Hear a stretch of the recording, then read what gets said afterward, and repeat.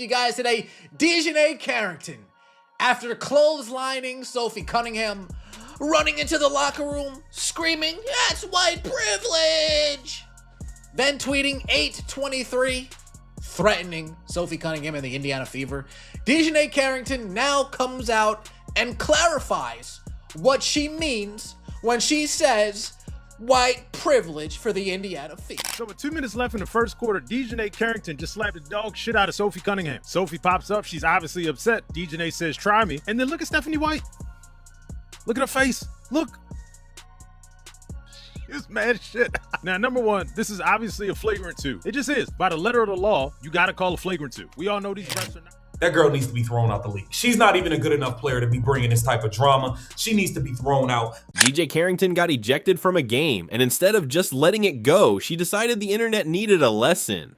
Not an apology, not an explanation, just 2 words dropped straight from the locker room. White privilege. And now, days later, she's still out here defending that post, backtracking, clarifying, and arguing with basically anyone who dares to push back on it. This one has turned into a full-blown mess. And honestly, it might be one of the strangest reactions we've seen from a WNBA player all season. Sophie Cunningham, otherwise known as MAGA Barbie in the WNBA, is a superstar player. She's one of the most famous female athletes in the world because she stood up for women in women's sports, saying only biological women should be allowed to play in the WNBA. And for that, she is literally risking her life. Check this out. This is what happened to Sophie Cunningham last night when she was clotheslined by a filthy, dirty player for Chicago who has a name that I can't pronounce, or maybe I just refuse to do that. That's my right as an American. But this is a player that has attacked Caitlin Clark, gouged her eye out, that has now bloodied the face of Sophie Cunningham, and as soon as she did this, she tweeted white privilege, meaning she's declaring this is a race crime.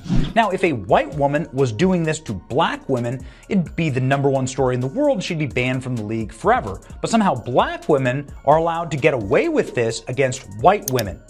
And it's white women in the league who make themselves a target by simply standing up for traditional values and common sense. Sophie Cunningham has spent this entire season being one of the more outspoken defenders of her Fever teammate Caitlin Clark, going on record multiple times saying the league and the officials do not do enough to protect Clark from the physical treatment she gets every single night. She's called out specific plays, specific players, and even said flat out that some teams have talked in their own locker rooms about wanting to show Clark what the W really is. That kind of talk does not exactly make you popular around the league, and Cunningham has never really hidden the fact that she knows it.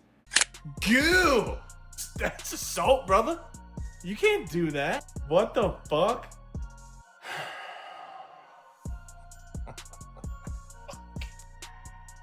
Is this just the default if you can't think? Or if you just like don't want to take accountability for your actions? Oh my god, this league, bro, this league. Bro, white privilege while you're wearing a bleach blonde dyed wig. I mean, the fuck? What is privileged about that? You Stone Cold Steve Austin clotheslined her ass. What about that is white privilege? The WNBA stays undefeated. That history matters here because it helps explain why so many people watched this specific foul and immediately assumed there was something more going on than just a hard basketball play. Cunningham has already positioned herself as one of the players willing to speak up about how Clark gets treated on the floor.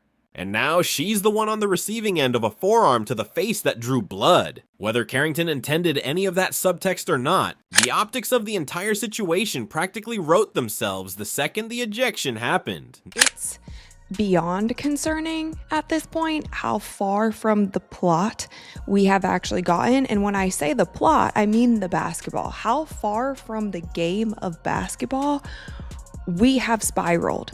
When we're talking about the WNBA, you know, we used to joke, it's like, oh, 0 days without drama in the WNBA. This league is living up to it at a rate and a level of concern that we haven't ever had. with all the discussion. Craziness going on in the WNBA. DiJonai Carrington tweeted out white privilege from the locker room of a game that she was playing in. Get this, she fouled Sophie Cunningham hard. Sophie Cunningham, obviously a white person, fouled her hard. Flagrant 2, gets ejected, goes to the locker room and tweets out white privilege in the middle of the game. Now here's the kicker to me. A flagrant 2 has to be contact that can lead to an injury that looks excessive. DiJonai, it was about as excessive as possible. If there was any evidence of there being white privilege, this was not it. What the hell do y'all think? And it's not just Cunningham who's noticed the tension. Legendary broadcaster Dick Vital weighed in earlier this year when Clark was voted only the 9th best guard in a league-wide player poll, calling the result absolutely pure jealousy and predicting that players around the league would eventually realize just how much Clark has done for all of them financially. That comment aged in a strange way once this Carrington situation broke, because here you have another moment where a player closely tied to Clark and Cunningham takes real physical punishment. And instead of widespread sympathy from around the league, you get a former teammate publicly celebrating it and a head coach softly defending the aggressor. It's hard to watch that pattern repeat itself and not wonder if Vital was onto something. Right across the face, coming down, trying to prevent the layup, but that is just a hard hit. That's definitely going to be upgraded, I think, to a flagrant 2, Ryan. I think that is going to be a flagrant 2. There is Get what you fucking deserve. And just getting her out of the Lucky way. it wasn't a right hook. Make no mistake about it, Carrington targeted Cunningham. She targeted her because of her political stances. She targeted Cunningham because of the praises that she keeps receiving. She targeted her with a dirty shot that had absolutely nothing to do with basketball. And then after getting ejected, she runs to the locker room to play the fucking victim card. Like she didn't try to just take off Cunningham's head in 4K. Like we all didn't just watch it happen. That is not competition. That is a grown woman swinging on someone who she disagrees with and then screaming racism when she gets held accountable for it. DiJonai Carrington needs to be held responsible, and I'm not talking about just getting ejected from the game. She deserves a suspension. Maybe she'll think twice next time before she tries to take somebody's fucking head off. Here's what actually happened on the court, because the play itself is not complicated at all once you actually watch it. Sophie Cunningham was flying down the floor on a fast break, wide open, going up for what should have been an easy layup. DJ Carrington came from behind, chasing the play, and instead of contesting the shot, she caught Cunningham with a forearm straight across the face and neck. Cunningham hit the floor hard. The ball somehow still went in, but nobody was talking about the bucket after that. Officials stopped play, went to the monitor, and upgraded the call to a flagrant 2, which under WNBA rules means an automatic ejection. No debate needed there. Wind up, impact, follow through, high risk of injury, player in a vulnerable position. That's the checklist for a flagrant 2, and this play checked every single box. Like the way Sophie Cunningham came down on her leg, she could have been injured. So they said, yo, get out of here, dog. Get out of here. Then, I don't know if y'all were looking at her lips. She was talking about, try me. Try me. Yo, you already tried Sophie? You got all the samples of Sophie. You talking about try me. What are you talking about? This lady is unhinged right now, man. This is crazy work. And it makes you wonder. It's like, dog, you were the best player for the Sky at this moment. Look how she landed on the leg. Oh my goodness. Like, you were the best player for the Sky, and you decided to do this? You weren't even thinking about the game. You was thinking about some kind of revenge or something. Somebody sent you on a mission. You were on a mission, dog. I don't know what you had going on here, but DiJonai, this is unacceptable. Disrespectful, disgusting, and I'm glad they got you up out of there. Cunningham got up immediately, and you could see the anger all over her face. She got right up in Carrington's space before teammates and officials pulled the two of them apart. And here's something worth pointing out, because it says a lot about how this league treats reactions differently depending on who's doing the reacting. The officiating crew chief actually said post-game that Cunningham was not penalized for her response because the reaction was deemed acceptable given the severity of the contact she just took to the face. So even the referees in the moment basically confirmed with their own words that what happened to her was serious enough to justify her getting heated about it. We have a photo from the flagrant 2 on DiJonai Carrington against Sophie Cunningham where she proceeded to go into the locker room and tweet white privilege after being thrown out of the game. I'm not going to comment on that situation, but I will say this. This is a flagrant 2. Black, white, Asian, Hispanic, don't matter. This is a flagrant. I mean, she clotheslined her. What more do you want? So, this looks very bad. It just shows that the WNBA is not nowhere near where they need to be professionally, because again, this is a clothesline. It's flagrant 2. That's the part that makes everything Carrington said afterwards so confusing. If the officials themselves are saying the contact was excessive and unnecessary, and if they're saying Cunningham's reaction to getting hit in the face was completely understandable, then where exactly does race enter this conversation at all? Nobody upgraded that foul because of who threw it or who received it.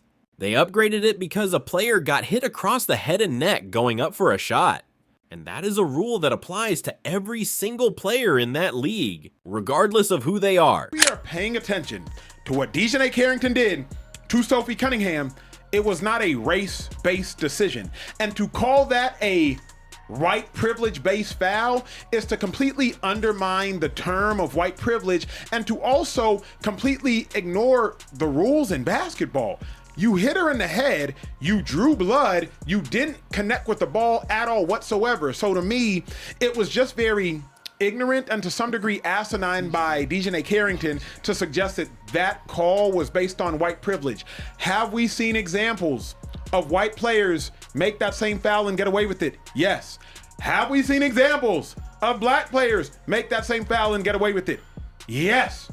There was no white privilege involved in that specific call. DiJonai, you hit her in the head and you drew blood.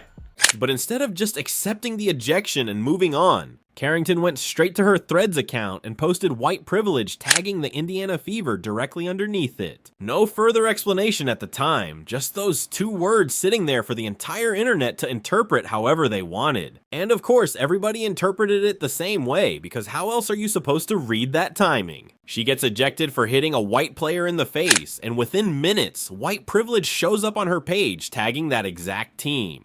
It doesn't take a genius to connect those dots, and pretty much the entire sports world connected them instantly. You can't act as though you discovered the moon. You can't act as though you are the genius in a room and everybody else is idiotic. What I mean by that is, if you are going to suggest that we should think critically about a statement white privilege when you at the Indiana Fever, you didn't give us much to think critically about. You uttered a phrase, white privilege, of which is both incredibly inflammatory and also a very volatile word, but you didn't give us any context. So now we, as the interpreter, since you posted it publicly on Threads for the world to see, we, the interpreter, now have to try to figure out what exactly were you talking about? Well, common sense would deduce that you were talking about fouling a white individual and getting ejected for fouling that white individual. Now, as I said on social media and I will say in real life, if that is not what you were talking about implying, then that's on me. I will stand down and I will stand corrected. But the last thing I must again reiterate, we live in a speaker-oriented country. Speaker-oriented, receiver-oriented. Speaker-oriented country. It is on you, the speaker, to be clear, to be direct, and to be obvious with what you are speaking about. It is not on the receiver, the reader, or the listener.